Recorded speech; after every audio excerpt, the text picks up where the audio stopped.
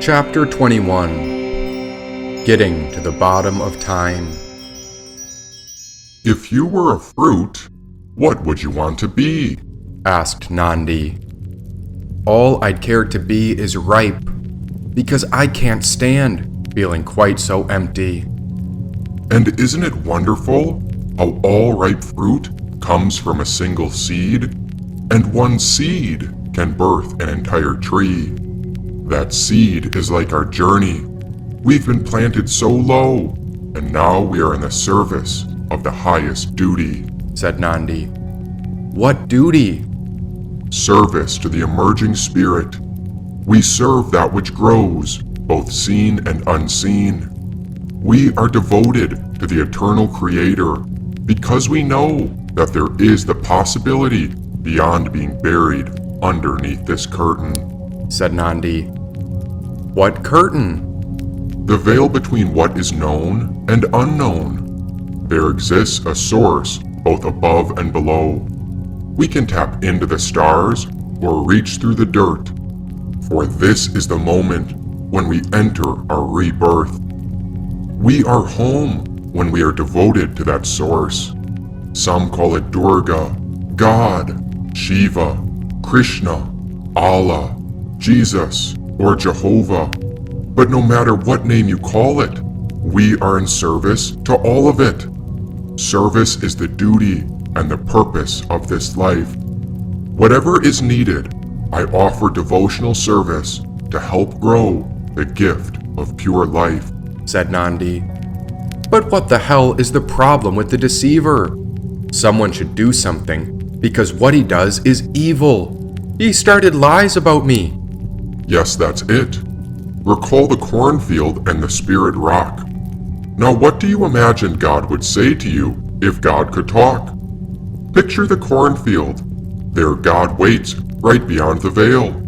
A curtain between you and God, while the spirit is always watching. And what if we take on some trouble for God? What would happen? Take on some trouble for God? That's what Nandi did every day. Hence why I knew I could trust him. But that deceiver, some call him a shadow, since he's so ignorant, dark, and disturbing, he reveals the exact opposite of God's greatness. What must we do with something like this? Should we lock it in a cage because it's so frightful? But still such a demon will emerge again and again. But then why are we slandered by that hideous deceiver? What he's after is pure evil. If you want it short and sweet, the deceiver is trapped in his own hell. The consequences of each person's actions grows in intensity. So let us sow good seeds, and we can harvest ripe fruit. Do not fear this journey. You are on the path to God, and the Spirit will show us what to do, said Shruti. This empty abyss was too much, and the burden so heavy. But Nandi carried us forth, as if there was something to look forward to, even though it seemed we'd never find anything. But what if we die? And is death the end? Or what if that's the end of pain, trauma, and suffering? Said Nandi. In that case, maybe that's why Nandi smiled at the idea of fatality. If it's only the release from the body, then we'd be free to go deeper on our spiritual journey as our soul moves home through infinity. What am I? like a drop in the ocean of eternity. The whole process is called unity. It's yoga, or communion, and it's where we come together in union, said Shruti. She was a mind reader, and I suppose I preferred it that way. I didn't need to talk too much, but as I forgot she listened, I'd really have to be careful with what each thought would say. Give me your palm, said Shruti. I handed her my palms as she began to examine the lines embedded within me. Yes, that's it. You've done just fine and gone the right way. But the next passage will be remarkable. Surely it will make things very interesting, she said. What do you mean? It says you're next in line to be in service of the blue being, she said. A blue who? Now she was silent for a moment. Some call this whole process the journey home. Others call it the play of the divine. Yet this moment is that place where everything aligns. Instead of trying to solve it, can you serve on behalf of it? It is the question you asked about. But how could anyone describe God that is measured by a word called infinite? Imagine the moment you notice God right here. Even if you pictured him or her gaze down from the sky. Be in service of God so that one day God says, "Alas, you are the apple of my eye." Be that ripe fruit. Be bold and be willing to make mistakes. Like I said, take on some trouble for God and allow courage and optimism to be your best traits. Our purpose in life is not to survive it or to get ahead of other people, but we are here to die, and service is the only way we can get ahead of ourselves. The deceiver thinks this is a rat race, so he wants to control the world, but the deceiver doesn't realize he's gone backwards in the spiritual process. If only he continued forward and got out of his own confusion. Instead, he's made a home in the middle of this and tried to dominate the world because of it. He's caught in an illusion, which leads to harsh suffering, and so he projects his pain onto others. It's become so hellish for him, and he isn't willing to face the way out. But not us. Nothing will stop the light within us, said Nandi. So are you saying this isn't the deceiver's maze? He thinks it's a maze because he's never made it out. But the matrix of life and all its actions is called Mahamaya, or the Great Illusion. The deceiver can't see straight because his life is clouded by ignorance and confusion. What we have entered into is a labyrinth, and only the way forward will lead us to fruition, said Nandi. The so-called labyrinth was a dark cavern, and the path took us deeper into the heart of the earth layers. Going all the way to the bottom of time would require us to go inside. But why? Then after some time, there was a light at the entrance to the real path, which held the sign, "Death to all those who enter." Death if we do, death if we don't. You should get yourself a mantra like me, till death then repeat. So what have we got to lose? Said Nandi. Oh, what if the places that hold the greatest treasures are the most hidden and appear as the places that are forbidden? Said Shruti. And so we went in. Then after only a short distance, we heard the voices of two people who seemed to be in search of a treasure that may be hidden. We ran ahead, but stopped when we recognized them. It was Clancy and that famous comedian, the one with the stitches. Why, they had descended into this cavern's inner region. Holy shit! That's Clancy from the cornfield right in front of us, with that dude, the big famous comedian. Oh, that comic had a hunting bow, knives, and a gun, while Clancy had a beard, a cloak, a shovel, and a wand. Now what were they on? They were digging tunnels, hoping for a divine treasure. But why would they be investigating this pit if it led to the end of time? So when do you think the mushrooms are going to kick in? Asked the comedian. Oh, I think mine are hitting. Do you see this place? It's alive. I feel like we're in a portal, some sort of interdimensional door, or maybe we're going into a black hole. You ever thought about having sex with a black hole? I can imagine it happening. And then when you're ready to burst, you disappear into an abyss like this, said the comedian. Now, is this abyss where it all ends? Or is this where it all begins? Said Clancy. Hey, what are you guys doing? They turned around in shock. Who the hell is that? I got a bow and arrow! Get back! Yelled the comedian. Go with it. Maybe this isn't a bad trip. Don't panic, yelled Clancy. Who are you here with? Said the comedian. My friends, Nandi, Shruti, and Kundalini. Where are they? He asked. Right here with me. And do you remember how we met? I know you, Clancy. We met in the cornfield when we traded for those magic glasses. Who do you think you are, going around and calling people by their names? I bet you're some online sex predator from Facebook that's tapped into the algorithm. Are you the deceiver's messenger trying to rape us? Said Clancy. He can't see you. Step up so they can see you, Said Shruti. I promise I'm not here to do anything to anybody. Or are you here to tell us that we're in a simulation? Asked the comedian. I'm telling you, we're in a simulation, said Clancy. I'm pretty sure it's not a simulation, but... Begone, deceiver! Begone! Said Clancy, waving his wand. Fine, I'll keep going. Meanwhile, the comedian had his bow aimed at my forehead while we passed by. Where do you think you're going? Asked the comedian. We're getting to the bottom of time. Who's we? He said. Me, Shruti, Kundalini, and Nandi. Red flag. He's got multiple personalities, said the comedian. No, we used to be separate beings, but together, my friends and I journey through the imagination, and now I'm just one of God's instruments. Together, we are being led through this labyrinth.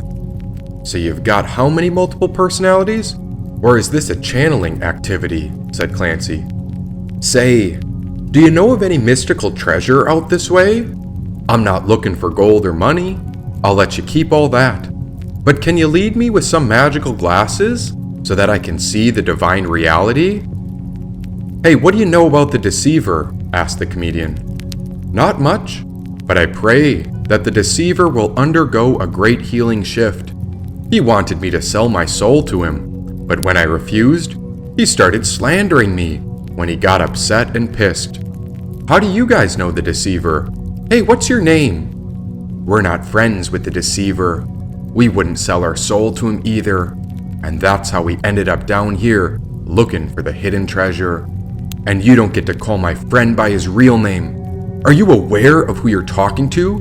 You're talking to the greatest legend in our current space-time. This is the guy who redirected the course of our world for the better, while he inspires and expands people's mind into the truth. And you don't know his name? Said Clancy.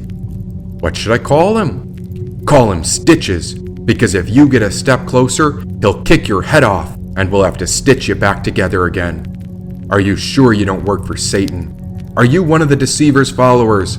You half-naked Zeus wannabe? Oh, you couldn't even beat Poseidon if you were in a fight.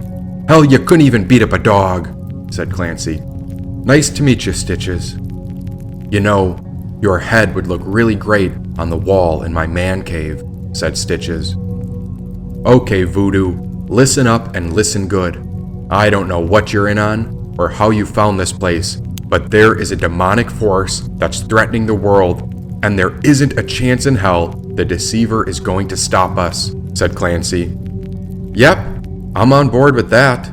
I hope the deceiver heals his soul and redirects his life to be a servant of God instead. From the looks of it, that deceiver has been through a lot of pain trying to manage all the demon heads. Well, send them some loving kindness, why don't you? Can you believe what this guy is saying? Are you the commander of the demons? Why don't you just tell us the truth and explain what you're in on? Said Clancy.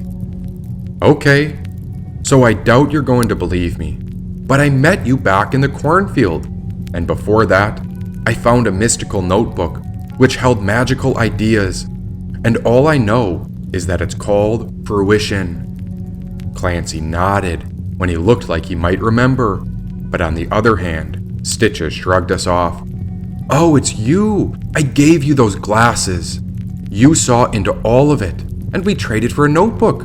Which glasses did I prescribe you again? Did you see into the peaceful state when we address what we've got to heal? Or did you see through the ways it's been separated? Oh, there's so much suffering, so much devastation. And believe it or not, I was also tapped on the shoulder by the Magi, who weave wisdom from the unseen ones. I suppose that must explain how you found this cavern, said Clancy. I nodded. Well, I don't know anything about you, so you've got something to prove. First question, what drugs are you on, and what drugs did you bring with you? Asked Stitches. Well, if someone offers me drugs, I always say perhaps. And some substances are great portals into the infinite, which is love. But most often, I find myself in search of the high, which is called the truth. What about war? You ever tried to end a war? Ever been to a battle? Ever fought for, say, good or evil? Said Clancy. What for? I'm not a fan of hurting anyone, but I do support the Peace Corps. What about hunting? I suppose you don't like shooting guns and killing your food. I'm not against hunting, since it's noble to hunt and feed your family. We've all got to eat to survive, but I do like eating more veggies than meat, because you can eat veggies and keep life in their roots. I will say, I can't stand the slaughterhouses, because that's a very poor quality of life. It's a death camp, where hunting, on the other hand, keeps a natural balance of harmony with the earth, so that all natural aspects can thrive. Okay, Voodoo, let's get to the tough questions. Where do you stand? On the left or the right? I stand on the inside. The mind wants us to pick a side, but on the inside is where our awareness abides. Deep within, at that place where the left and right come together, we are one. But the truth is that I am challenged by my pride. Who am I to complain about some deceiver if I don't admit where my faults lie? And what do you know about fruition? You're speaking like a poet, and I'm thankful you let us see that notebook. I once knew a person that could receive alien signs. Have you met him? Said Clancy. Aliens. I think about the unseen ones, as they may have a pact with the Nagas. Is that what you're talking about? How can we trust you? Said Clancy. Because I've seen through the magic glasses. I know what I saw, and I remember what I felt. We are here to help the world, not hurt it. Why, unity is the only way that all of us get out. It was silent in the cave for long enough until we were all hyper-aware. The bow and arrow was lowered, but his other hand was near the gun, as he could be ready to pull the trigger. So who is this guy? Asked Stitches. Clancy raised one eyebrow, then whispered, Remember that alien rape victim, Mr. Fruition? This is him. The guy you told me about. You said he was a force of nature, said Stitches. Meanwhile, Shruti tilted her head, while Kundalini raised her serpent body around my neck as she revealed herself beside our face. Holy shit, he's got a snake! He's a snake charmer, said Clancy. Tell us right now, what are you doing here, or I'll put this bullet through your heart, said Stitches. I already told you, I'm getting to the bottom of time. That deceiver is running a horde of demon heads through an endless cycle of material production, and the world is going to run out of resources if something doesn't change. Time keeps going, but only the spirit goes beyond time. I believe we are on our way to discover what no one else has come to find. And what are you guys doing here? Treasure. We're looking for hidden treasure, said Clancy. Then upon the journey through life, we are called to pass through time. And as we meet others, we can either feel threatened by them, or we can remember that each of us has a hidden treasure of some kind. The three of you each hold your own treasure within your true self. And what if you work together? Oh, what will our future hold? Said Shruti. So other than your personalities, are you alone? I'm not sure we can trust this one, said Stitches. He turned his back and started to dig, but I didn't know if any of us would make it to the surface up above. It was hard to know what their true intention was, yet it was Nandi who reminded us that our answer is love. What would it feel like if you saw yourself in all beings? Have you ever felt the presence of our teachers and ancestors who have left the body and still live through the ancient teachings? Said Nandi. Nandi moved our legs ahead as we left them behind. It was time to go. And I suppose all of us are on our own journey as we search for something worthy to find. With the power of a body, directed by the mind, I wondered if any of us would find our hidden treasure. Surely, in time, we'd know one way or the other, if only one of us manages to get to the bottom of time.